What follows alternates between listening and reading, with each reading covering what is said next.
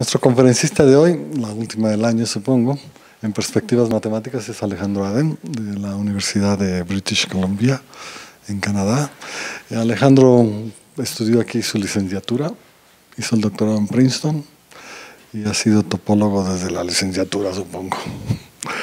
Es un buen amigo del... ¿Qué otra cosa hay? No.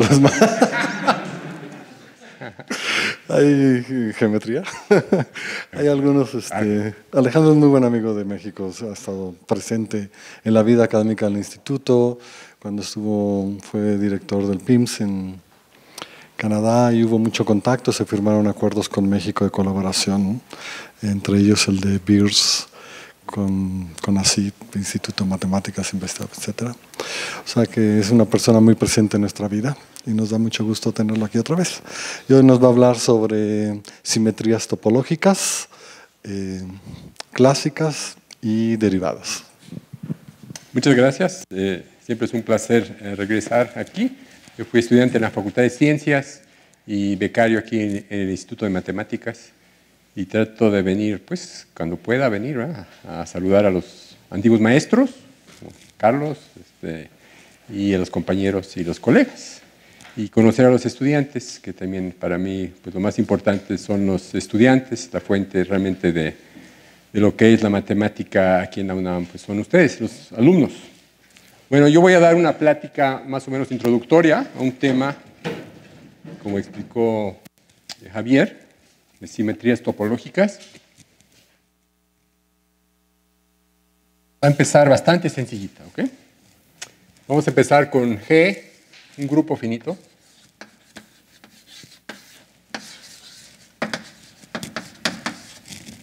Y X va a ser un espacio topológico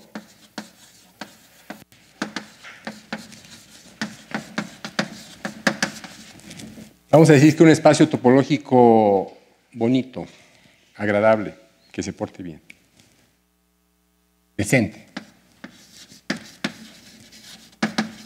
¿Y qué quiere decir eso? Bueno, diríamos, piensen en los espacios que no son patológicos, por ejemplo, variedades. Una variedad compacta puede ser. Puede ser más generalmente un simplejo, un complejo simplicial.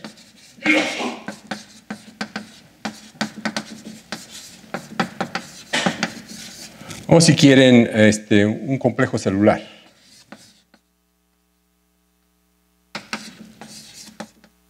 Es decir, un espacio construido a partir de discos, usando lo que llamamos células, y que tiene una estructura bien.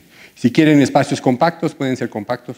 No estamos realmente interesados en los espacios que son, que la matemática puede entender desde el punto de vista de la topología de conjuntos. No hay ningún problema de patologías en ese sentido. Ahora queremos estudiar las simetrías topológicas. ¿Y eso qué significa? Bueno, una simetría topológica viene dada por un homomorfismo. Es un homomorfismo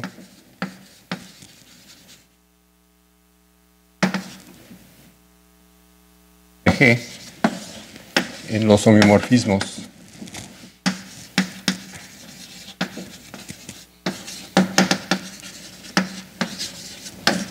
es decir, estamos pensando en G como un grupo de homeomorfismos de un espacio X. Entonces, si X es nuestro espacio, pensamos en que los elementos de G están actuando en el espacio y están actuando de tal manera que respetan la estructura topológica.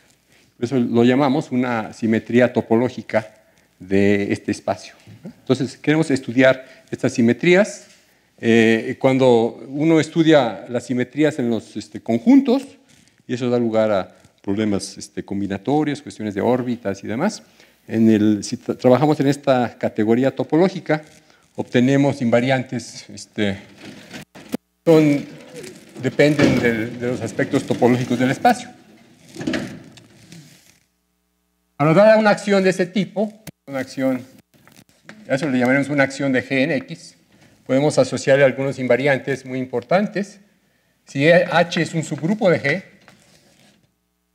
definimos los puntos fijos de H en X como los elementos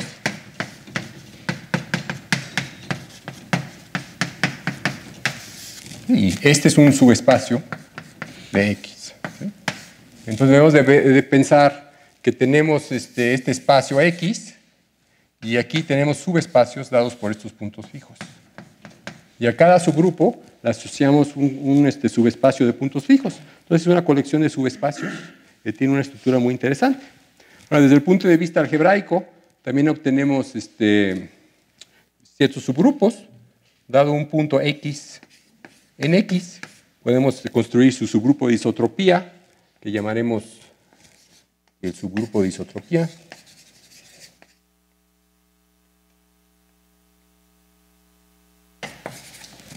X lo definimos como G sub X, que van a ser los elementos que fijan al punto X.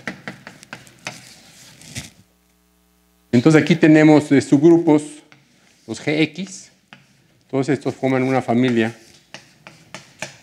son una familia de subgrupos.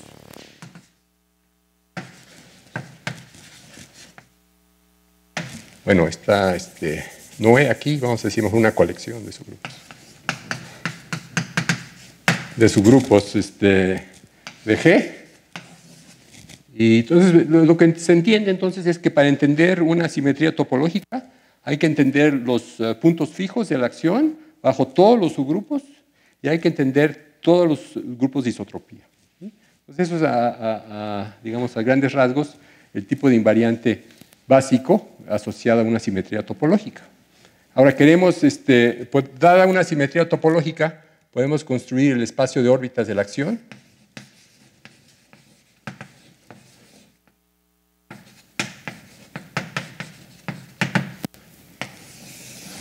Lo que hacemos es introducir una relación de equivalencia. Diremos que X y X' están relacionados. Sí, solo si existe G en G, tal que G de X igual a X'. Tomamos estas relaciones de equivalencia, las relaciones de equivalencia, bajo las clases de equivalencia bajo esta relación. Estos forman lo que denotamos por X módulo G, que es el espacio de órbitas.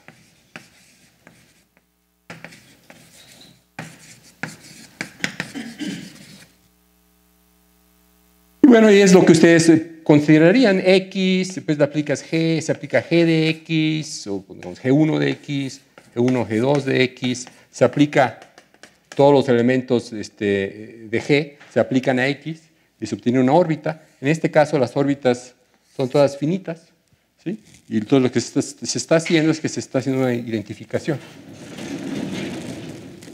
Y le damos una topología, tenemos una proyección. Le damos la topología cociente.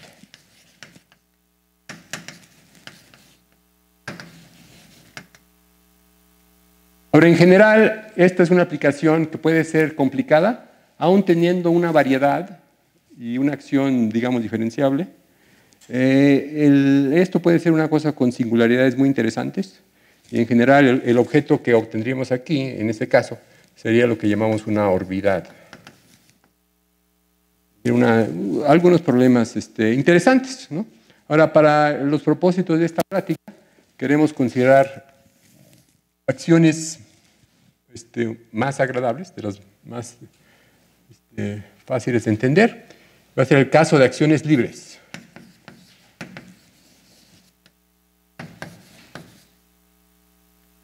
¿Cuándo diremos que una acción es libre? Diremos que es libre si y solamente si los subgrupos de isotropía son triviales.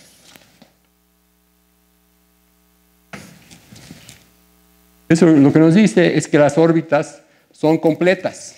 Las órbitas tienen exactamente tantos elementos como el orden de G. Ahora, en este caso, lo que obtenemos es que la proyección es un espacio cubriente.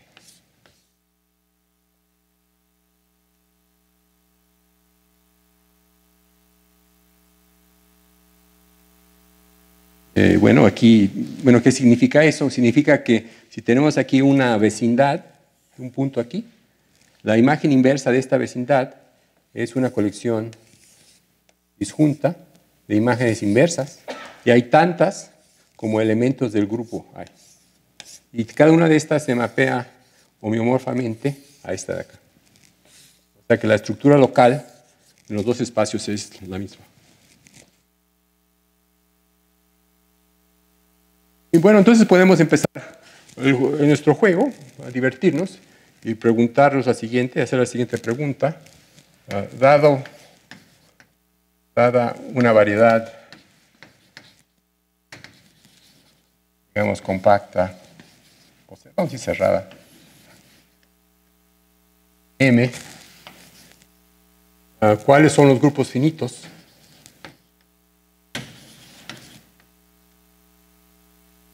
Finitos que actúan libremente.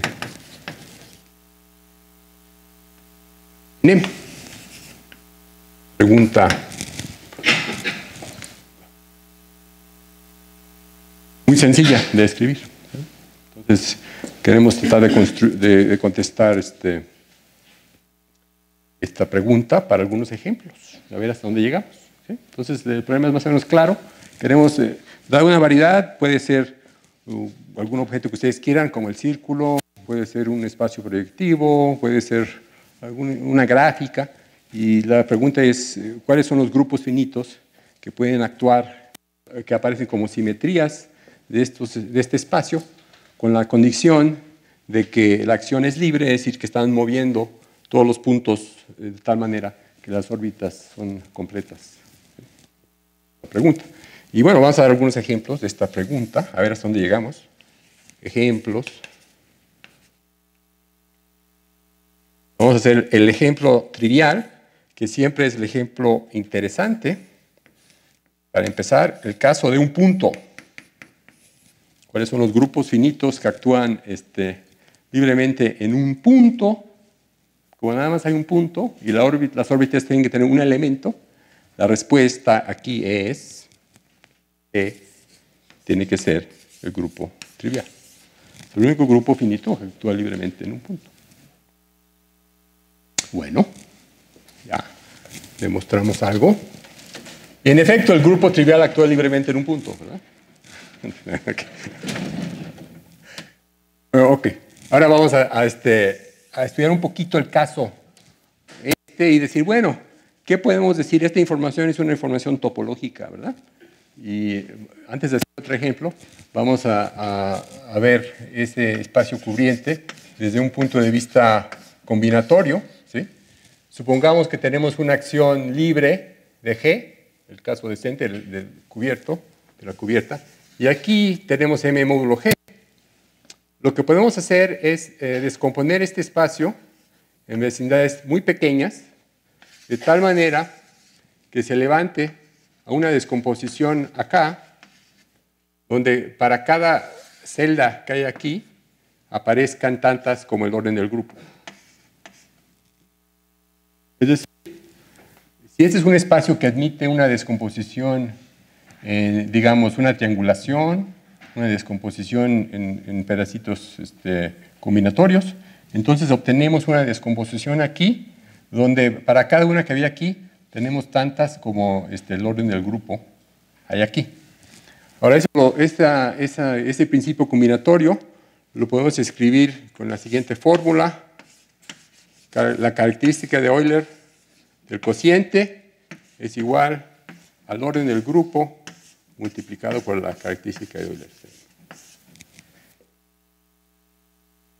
Porque cuando se cuenta la característica de Euler, que supongamos que alguna gente aquí sabe lo que es, ya saben, cuando tiene una triangulación, calcula la característica de Euler tomando la suma de los vértices menos el número de aristas más la suma de las caras. Es una suma algebraica de los pedazos que forman la triangulación. Bueno, si hacemos que cada uno de esos pedacitos estén en estas vecindades, van a tener imágenes inversas tantas como el orden del grupo, y por lo tanto tenemos una ecuación de este tipo. Lo dejamos como un ejercicio. Entonces podemos ahora regresar al problema que estábamos considerando. Podemos considerar aquí el caso de una superficie. Vamos a decir una superficie de Riemann.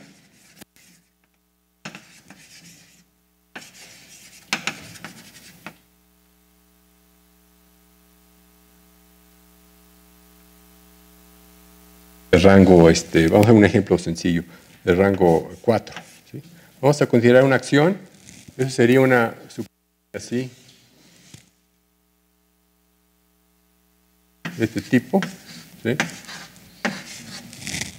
Y vamos a pensar qué grupos finitos pueden actuar libremente aquí. Y voy a poner la condición adicional, que el cociente también sea una superficie de Riemann orientable.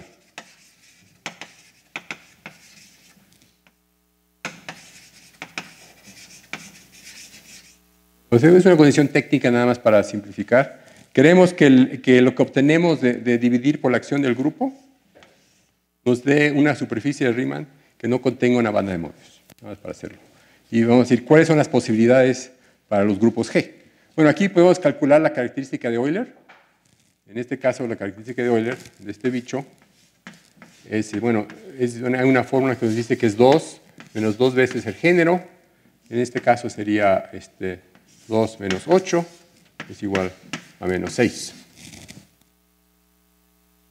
Ahora, si suponemos que aquí es una superficie de Riemann orientable, sabemos que la característica de Euler aquí abajo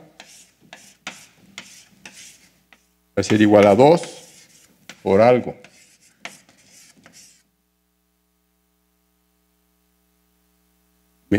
Dos por algo. Bueno, ¿y qué tiene que ser algo? Bueno, si esto es menos 6 y es 2 por algo, nos dice que aquí nos tiene que aparecer el número 3, ¿no? O sea, tenemos la fórmula que nos dice que menos 6 es igual a la característica por el orden del G. Si este es par, la única posibilidad es que este sea igual a 3.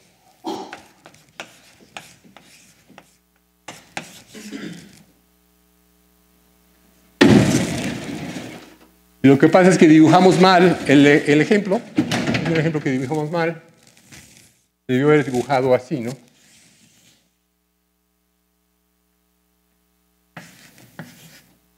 Con la simetría de Z3. Ahora podemos empezar a ver el caso de sería 3, el caso de las esferas. Vamos a ver el caso de X, una esfera de dimensión, vamos a decir, la 2 esfera, por ejemplo. En este caso, la característica de Euler es igual a 2.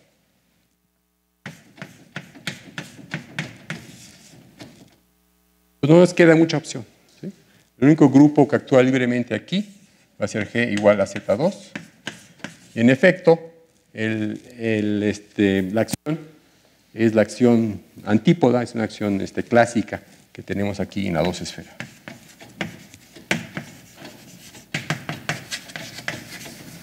Ahora esto lo podemos generalizar a cualquier esfera impar. Si yo tomo X igual a la esfera impar, las esferas impares también tienen característica de Euler igual a 2. Y de nuevo aquí tenemos que el único grupo que actúe libremente, que sea no trivial, va a ser igual a Z2. Ahora este esquema se va a colapsar cuando tomemos el siguiente caso, X igual a una esfera impar.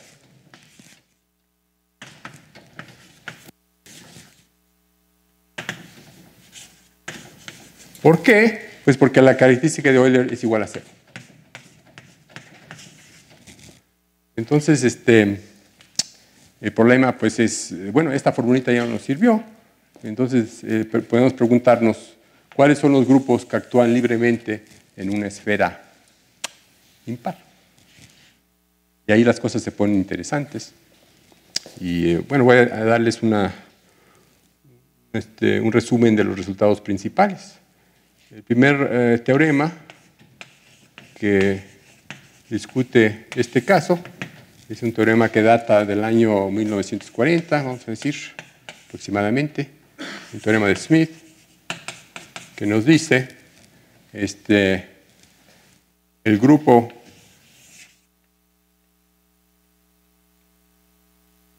y aquí va a ser un grupo muy explícito, ZP por ZP, o sea, el producto de dos grupos cíclicos no actúa libremente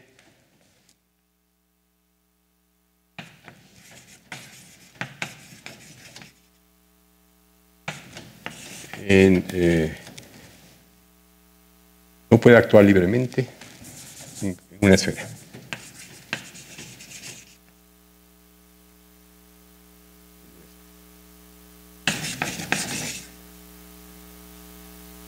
Un resultado muy clásico. Y entonces lo que nos está diciendo es que los grupos que actúan libremente en las esferas no contienen estos subgrupos. ¿Sí? Y es un resultado que está combinando, que nos está diciendo que hay una restricción que se puede expresar desde el punto de vista de la teoría de grupos. ¿Sí? Después siguió un teorema muy bonito de Milnor. De Milnor. 57, que nos dice, si G actúa libremente en una esfera, entonces todo elemento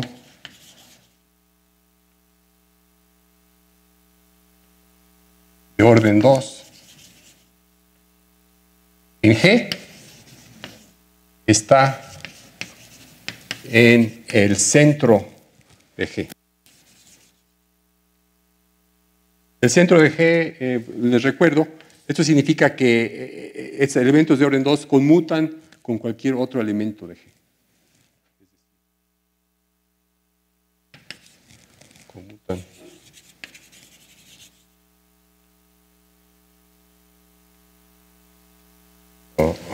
Otro.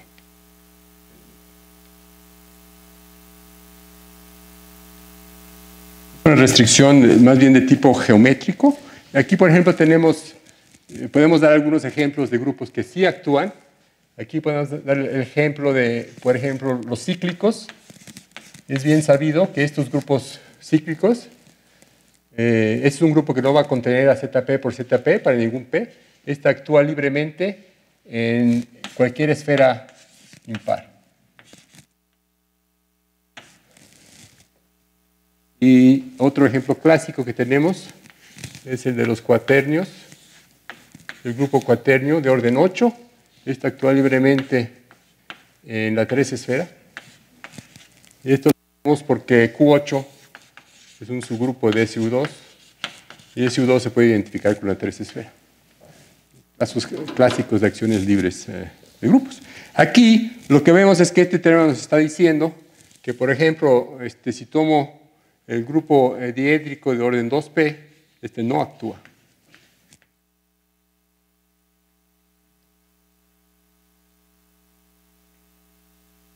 No actúa libremente. Y bueno, este grupo se puede describir como una extensión así. Tiene un subgrupo normal de orden P y hay una involución que actúa cambiando el generador por menos el generador. Entonces, los elementos, un elemento de orden P y un elemento de orden 2 que no conmuta. Entonces, esta involución no conmuta con este elemento de orden P. Ok, entonces, y bueno, aquí después lo que entró fue un teorema homotópico donde empieza a diferir, y es donde empieza a poner interesante desde el punto de vista homotópico, un teorema de Swan, el 61, que nos dice si G no contiene ZP por ZP para todo P primo, entonces actúa libremente en un complejo finito,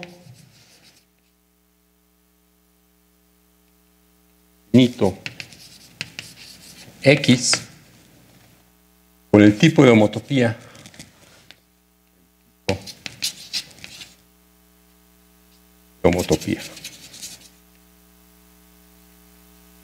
de una esfera.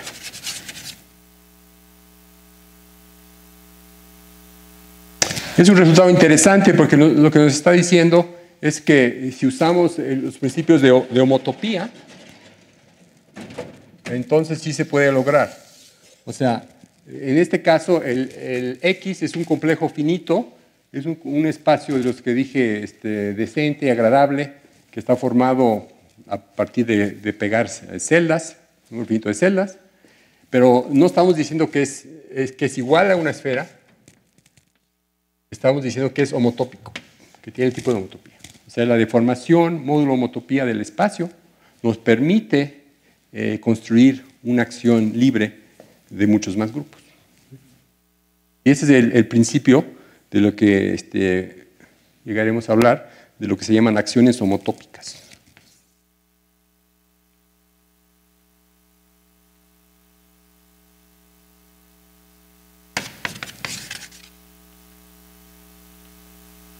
Este tema interesante y más reciente. Bueno, y el resultado ya culminante de la teoría, nada más para que ustedes se lleven a su casa un resultado completo de la topología, el resultado de Madsen, Thomas y Wall del 76, que nos dice que G actúa libremente en alguna esfera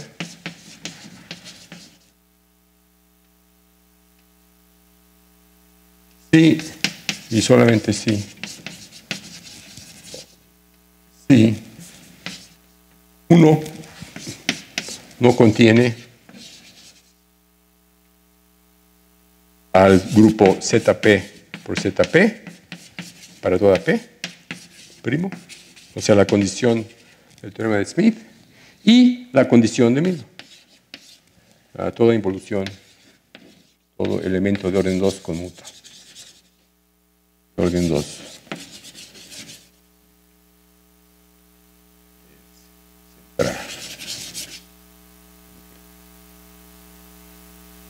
Es un resultado, es de resultados bonitos de la topología de las acciones de grupos. Esto requiere utilizar métodos que se llama teoría de cirugía para construir las acciones.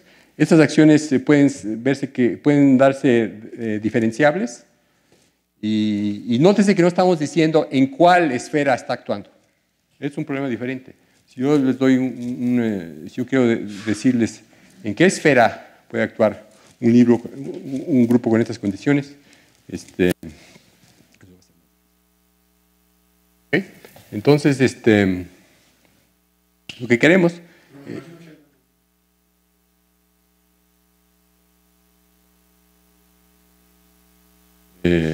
puede crecer. Sí, bueno, hay cuestiones muy finas de algunos grupos que satisfacen estas condiciones para encontrar la mínima esfera en la que van a actuar, ¿verdad? Por ejemplo, los cuales actúan en la 7 esfera, por ejemplo, si te fijo el 7. Y hay unos ejemplos muy sutiles que construyó Milgram, precisamente. Hay unos problemas de teoría de números. Ok. Entonces, lo que queremos decir es, bueno, ¿qué pasa a partir de aquí? ¿Qué podemos decir de otros espacios? Y bueno, resulta que aún el caso de un producto de 2 esferas está abierto.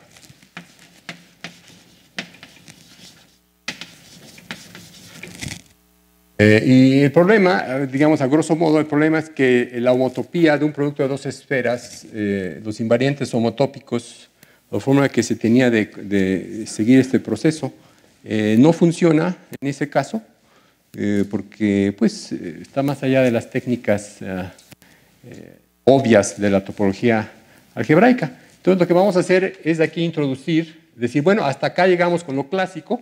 Vamos ahorita a hablar de lo que llamamos derivado. Y para ello vamos a usar el concepto de espacios clasificantes. Entonces, brevemente, ¿de qué estamos hablando? Dado un espacio, un grupo G, podemos asociarle un espacio topológico BG, se va a llamar el espacio clasificante,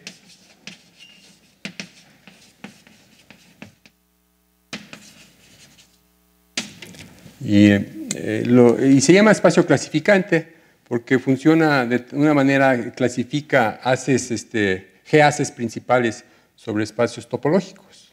Y ahora el espacio BG tiene la siguiente característica, y vamos a, aquí estoy tomando para un grupo finito, que los grupos de homotopía, no, vamos a escribirlo así mejor, ¿no? Mejor de esta manera. BG es un espacio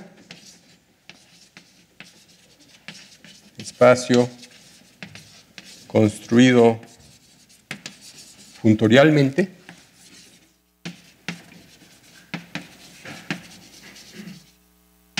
tal que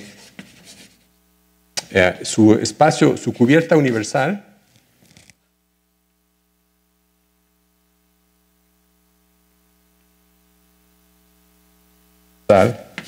es contráctil.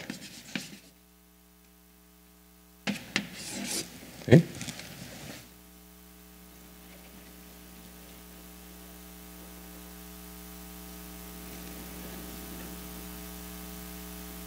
Y esta cubierta universal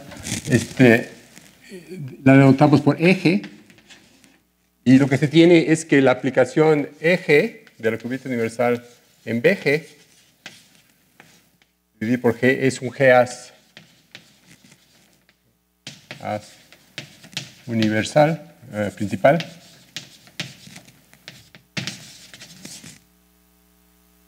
Es universal. ¿Esto qué significa que es universal? Significa que si yo tengo un G-haz principal sobre un espacio X, existe una aplicación de X en BG, de tal manera que si yo me jalo la estructura aquí para acá, yo puedo obtener esta estructura si escojo bien esta aplicación. Eso es a grosso modo. Desde el punto de vista de teoría de homotopía, si G es un grupo finito, por ejemplo, todo esto viene caracterizado si decimos que los grupos de homotopía de BG son G para I igual a 1 y triviales, 0. En particular, un espacio conexo. Bueno, entonces el espacio BG es un espacio que reemplaza al grupo y que tiene construido funtorialmente, es decir, que respeta, que funciona bien respecto a subgrupos y homomorfismos de grupos, más generalmente. Y entonces lo que nosotros hicimos fue estudiar los homomorfismos de G en los homeomorfismos de X. Es lo que llamaremos la versión clásica. Ahora, lo que queremos hacer es reemplazar eso con una cosa un poco diferente. Lo que yo quiero tomar son aplicaciones de BG en, bueno, lo que voy a tomar aquí es el espacio clasificante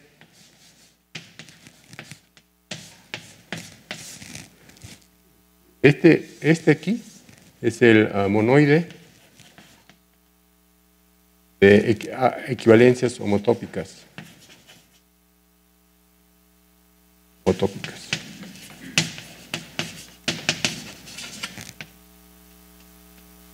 Y ese también tiene su espacio clasificante. Entonces, en lugar de considerar esto, lo que quiero hacer es tomar clases de homotopía así. Entonces, para mí, yo voy a introducir una definición.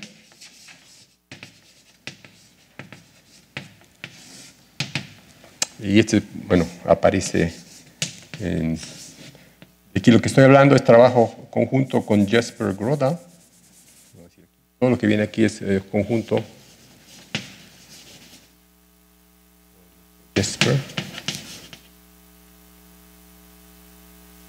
Es una acción homotópica. Una acción homotópica.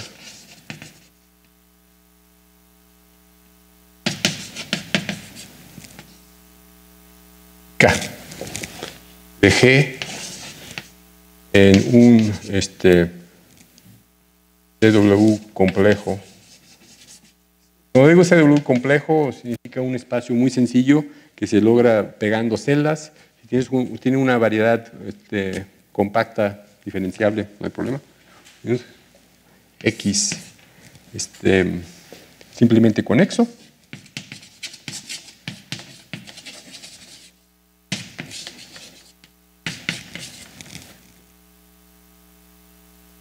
Es simplemente una clase de homotopía.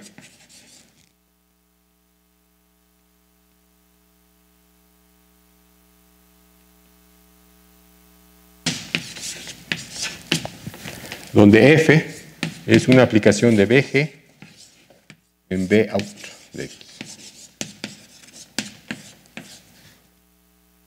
Y es un poquito más complicado, ¿verdad?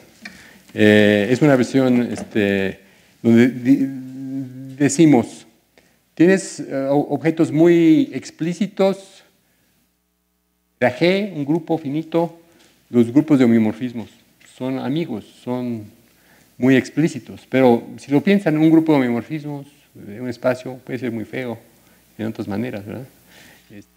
¿Cómo entender las deformaciones? Una condición adecuada que nos permite comparar los ejemplos de las acciones para poder resolver ese tipo de problemas.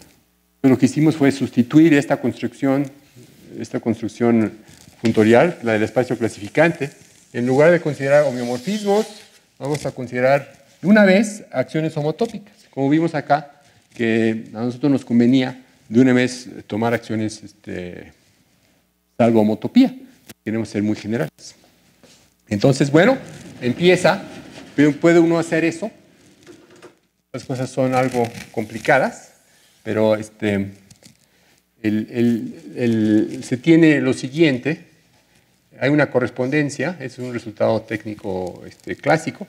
Hay una correspondencia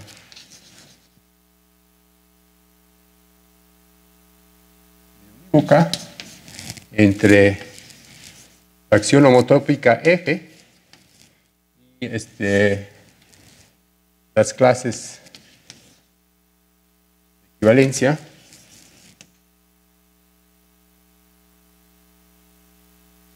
de haces fibrados de la forma X. Aquí vas a tener algo, pregunta, y aquí vas a tener BG. Entonces, si yo les doy una acción homotópica, esto corresponde a un haz fibrado y corresponde a la clase de equivalencia de este haz fibrado, donde la clase de equivalencia es homotópico con respecto a la fibra. Fibrohomotópico. Y conversamente, dado uno de estos, puedo construir una acción homotópica. Y desde el punto de vista matemático, si tienen un haz fibrado, sabemos que hay unas acciones en la fibra, ¿verdad? Pero son acciones módulo homotopía, más homotópicas. Ahora aquí lo que ponemos va a ser una X garigoleada, que voy a llamar HG. Este es un invariante de la acción homotópica.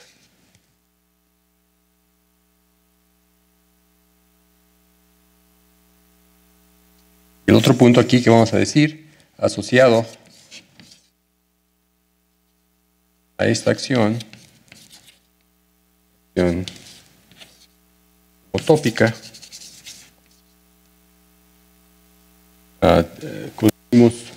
podemos construir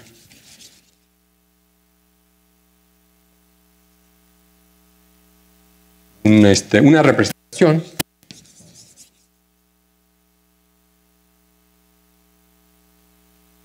de JG de X, representación de G, sobre una representación de G en un grupo abeliano libre de torsión.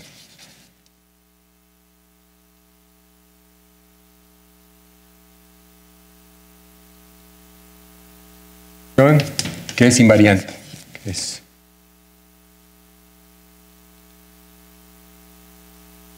de la acción. Digamos que esa es la información que produce.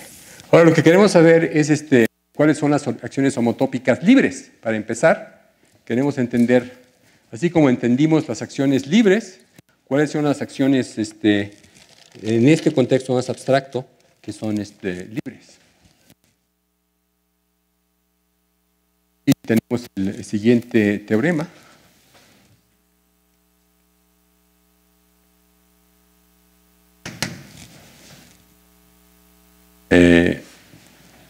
Vamos a ver cómo lo escribimos. Bueno, quizá primero tenemos que hacer un poquito de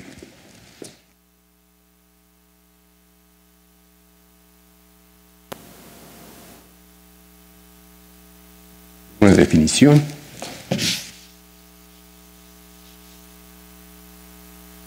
Digamos que una acción. Bueno, mejor si vamos a escribir el teorema y ahorita vemos cómo lo definimos. Y vamos a poner el teorema.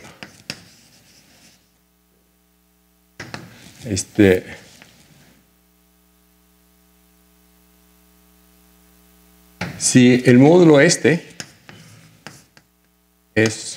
un módulo proyectivo,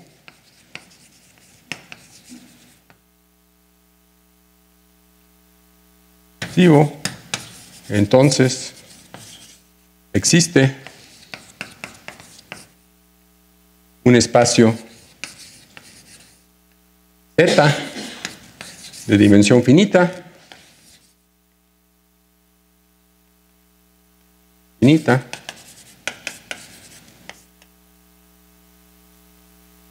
tal que la cohomología con una acción libre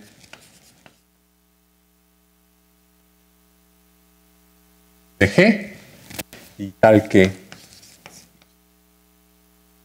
Z es homotópico a X y la cohomología de este espacio que les escribí aquí es finitamente general.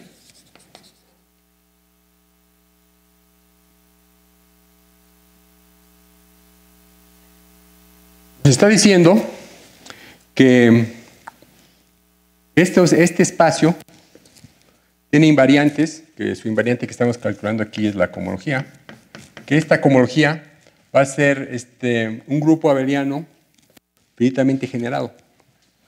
Además, tenemos un complejo de dimensión finita con una acción libre de X que tiene el mismo tipo de homotopía X. Ahora, si ustedes ven este resultado, hablando a los que son conocedores de la topología algebraica, se darán cuenta que eso corresponde precisamente a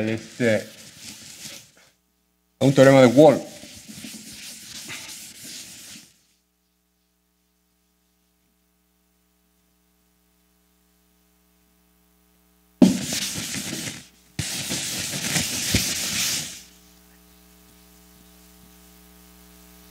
Borra muy bien, ¿eh?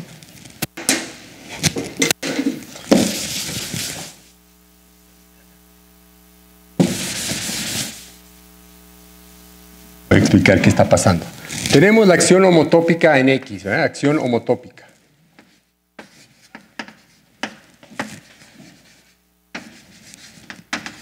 Ahora, ¿qué significa desde un punto de vista más intuitivo?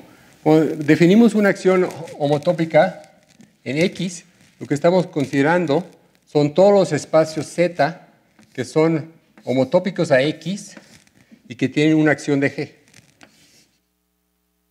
Y de tal manera que esta homotopía no es una homotopía que preserve, que nos dé una equivalencia, lo que llamaremos equivariante, pero es un mapeo que da una homotopía que es equivariante. ¿Sí? Entonces tenemos, más precisamente, una aplicación que induce una equivalencia homotópica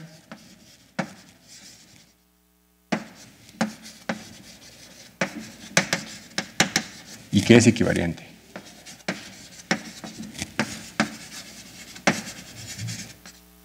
Que no es lo mismo que una equivalencia equivariante, ¿verdad?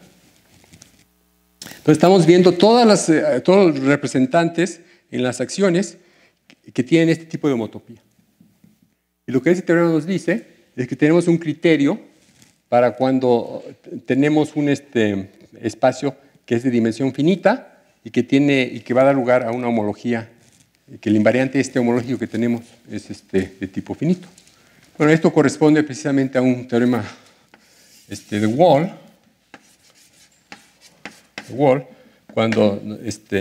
que nos dice cuando la homología de un espacio es de tipo finito.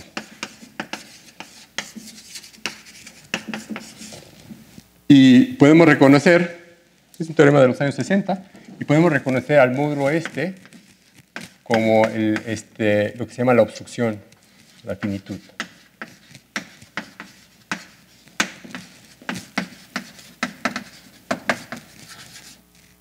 Pero eso ya para los expertos, ¿no? La clase de esto en K0, es en K0 de Z, de G en este caso. Bueno, ¿y qué nos dice? Bueno, si este módulo en particular, si esta clase va a ser 0, entonces podemos reducirlo aún más. Lo que tenemos es que si esta clase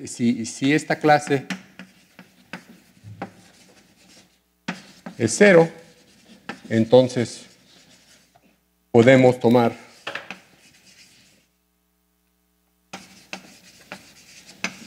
un modelo finito. Entonces, y eso precisamente corresponde a cuando la clase es trivial, y es decir, que podemos tomar a Z como un complejo finito, construido a partir de un número finito de celdas, con una acción de tal manera que tiene el mismo tipo de homotopía de X.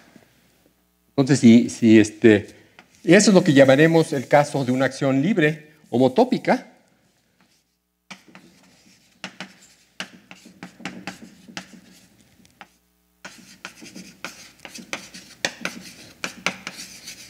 Y esto corresponde precisamente a la situación donde este bicho tiene homología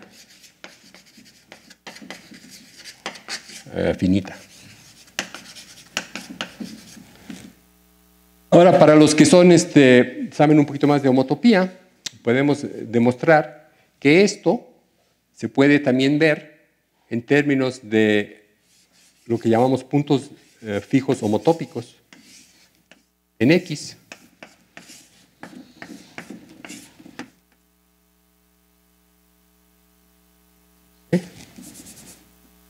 Para todo C, P, subgrupo de C. Es el punto, o sea, es una acción que es libre desde el punto de vista de acciones homotópicas. Que los puntos, que todo elemento de orden P tiene sus puntos homotópicos, fijos homotópicos vacíos. Por eso es que lo llamamos una acción libre. Entonces, la acción libre en este contexto es nada más y nada menos que la versión clásica de lo que hizo Wall. Ahora, claro, todo esto es porque queremos pasar al siguiente caso, que es el caso que sigue después de una acción libre. Ah, hay borrador nuevo. Ah, muy bien. Le escribí muy fuerte, ¿verdad?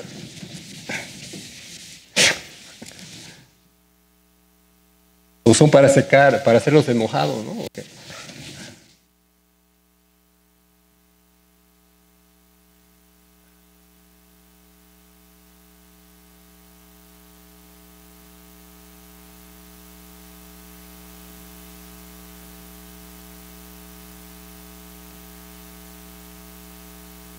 Bien. El siguiente caso que sigue, hay una jerarquía. Bueno, no puedo dar muchos detalles, pero la jerarquía viene determinada por la cohomología de este espacio. Y si entendemos la estructura de la cohomología de este espacio, a grosso modo, desde el punto de vista, digamos, de la álgebra conmutativa, en este caso es el caso 0, donde esto es finito. Y el caso que sigue es el caso donde esto tiene periodicidad.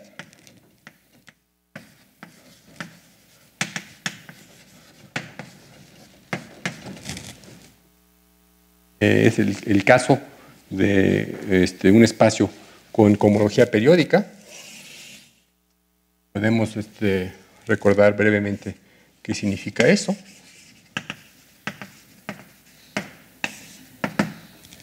Digamos que un espacio W tiene cohomología periódica.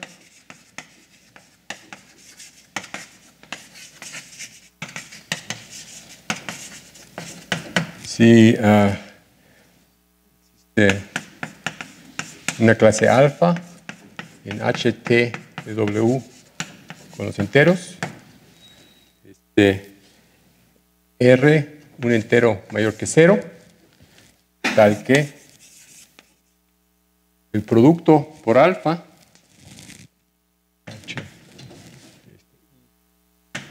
de W, cualquier coeficiente,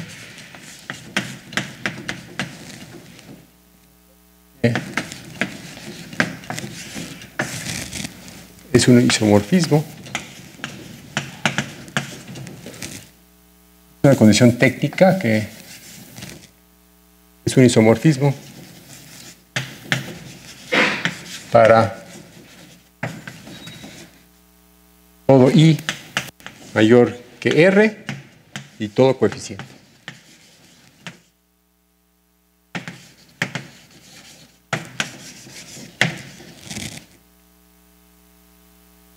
La definición de un espacio. Ahora, desde el punto de vista más intuitivo, vamos a darles un ejemplo clásico. El grupo, si tomo los cuaternios, por ejemplo, y tomo su espacio clasificante, esta construcción un poco misteriosa, y calculo la cohomología de este espacio sobre los enteros, entonces tiene una fórmula así. Va a ser igual a z, cuando i igual a 0, va a ser 0 para i impar, esta cosa de aquí, va a ser z2 por z2, para i congruente con 2, módulo 4, y va a ser z8 para i congruente con 0, módulo 4. Entonces es una i mayor que 0. Es periódico, se va repitiendo la cohomología. Este es el ejemplo de un espacio que tiene cohomología periódica. Bueno, entonces podemos atar todos los cabos aquí y obtenemos un resultado sobre acciones homotópicas periódicas.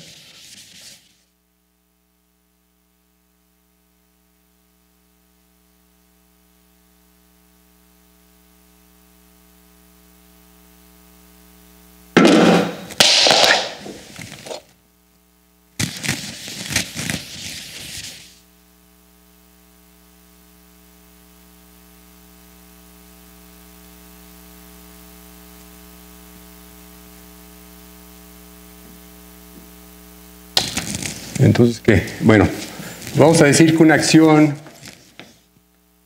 homotópica es periódica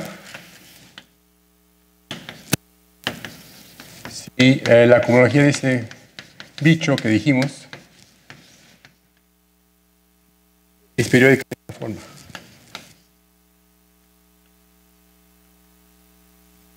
Esto es equivalente a decir que el módulo este tiene una resolución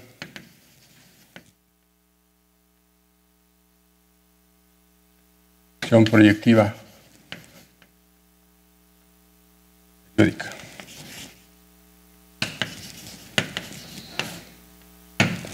Entonces tenemos el siguiente teorema. Es lo siguiente. Dado BG en B out X, da una acción homotópica, es periódica,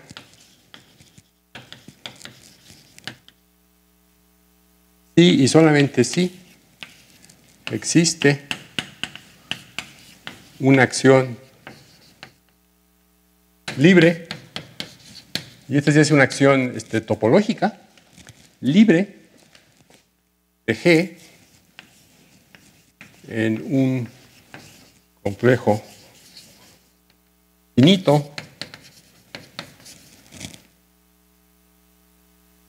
Z, que tiene el tipo de homotopía de X producto con alguna esfera para alguna n.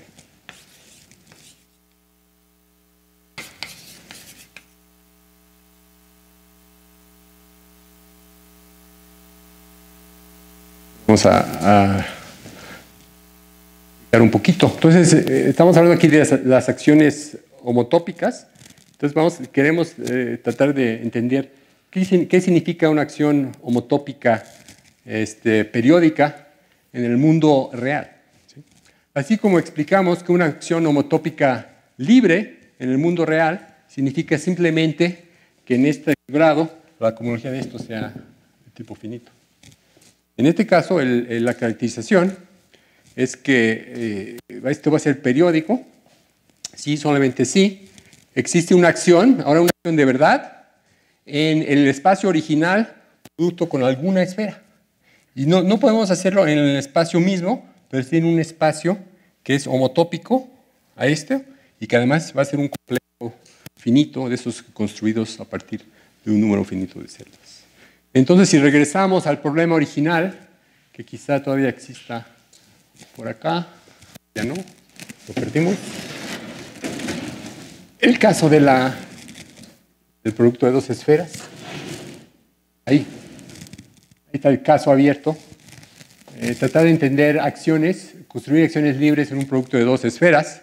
Entonces, ese problema se reduce a construir acciones homotópicas periódicas en una esfera.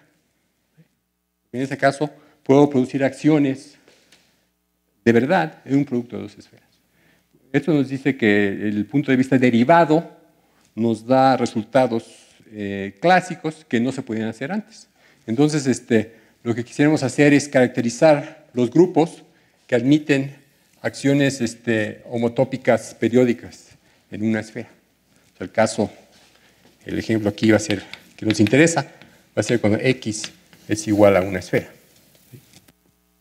Entonces, podemos caracterizar los grupos finitos que admiten una acción de este tipo. ¿Cuáles son los grupos que aparecen aquí? G admite una acción homotópica periódica en X, en este X. Sí y solamente sí no contiene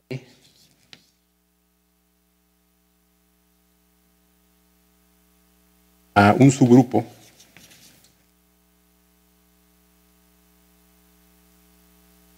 de la forma siguiente. Va a ser una extensión que se va a describir así. Va a tener como núcleo aquí ZP por ZP,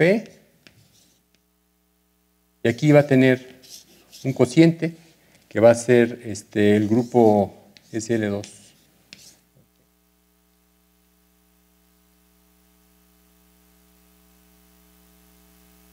Y es el producto semidirecto. P impar. P primo impar.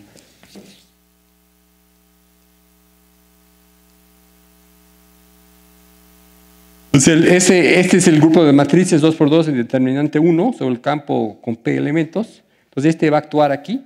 Esa es la acción natural. Entonces, es el producto semidirecto que nos da aquí.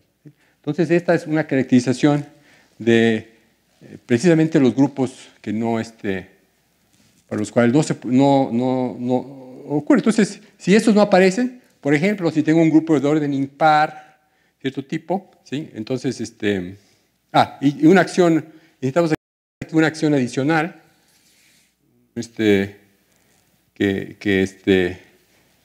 queremos que G no contenga a ningún producto de 3 grupos cíclicos. Es la otra condición. Debe ser un grupo de rango 2. Perdón. Bueno, entonces nos caracteriza y nos da una forma de construir ejemplos clásicos usando estas técnicas. Ahora, lo que se puede uno preguntar, bueno, ¿qué pasa entonces con este grupo mismo? No significa que este grupo mismo no actúe libremente en un producto de 2 esferas, porque todo eso puede ocurrir. Lo que tenemos es que no puede actuar de una manera homotópicamente periódica, pero sí podría actuar libremente en un producto de 2 esferas. Ese es un problema abierto. Ahora, usando estas técnicas podemos construir una acción de ese grupo en un producto de 2 esferas exótico, que se parece, tiene la cohomología, pero tiene unas operaciones de cohomología no triviales. O sea, es una versión exótica de un producto de 2 esferas. Pero bueno, creo que ya se me acabó el tiempo. Gracias.